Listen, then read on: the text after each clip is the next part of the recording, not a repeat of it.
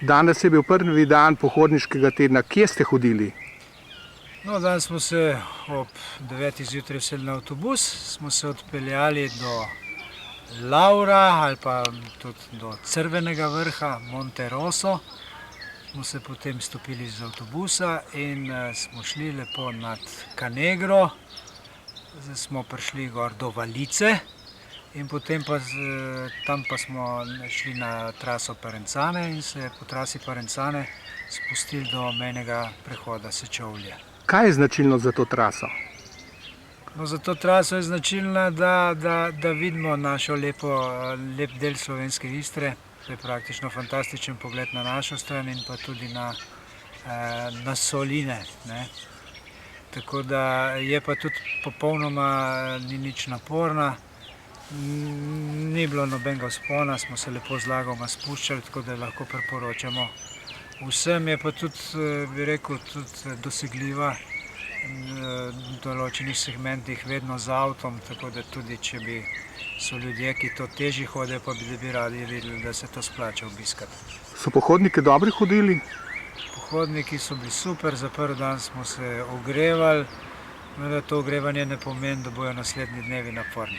Kam pa nameravate iti jutri? Ja, jutri gremo v Dragonijo in se potem nekaj časa vzpenjamo proti Svetemu Petru, potem se spustimo dol v dolino, v Valo, kot rečejo domačini, se pospnemo v Krkavče, v Krkutje, no potem pa gremo do Nove vasi. Bomo videli, če bomo pri moči, bomo šli še peš v Sveti Peter, tam nas pa čaka eno tako domače kosilo. In moram reči, da ta sezonska zadeva, zdaj divji šparglji ne bodo jutri manjkali.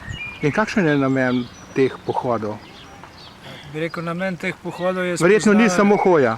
Ne, bi rekel, hoja je tisto osnovni motiv za druženje, je pa to, bi rekel, en skupek vsega in spoznavanje okolja in kulture in vina in jedi.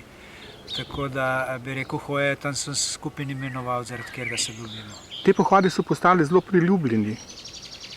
So priljubljeni, moram reči, da imamo stalno klientelo in naši gosti in največ je, bi rekel, na tem besedni reklami.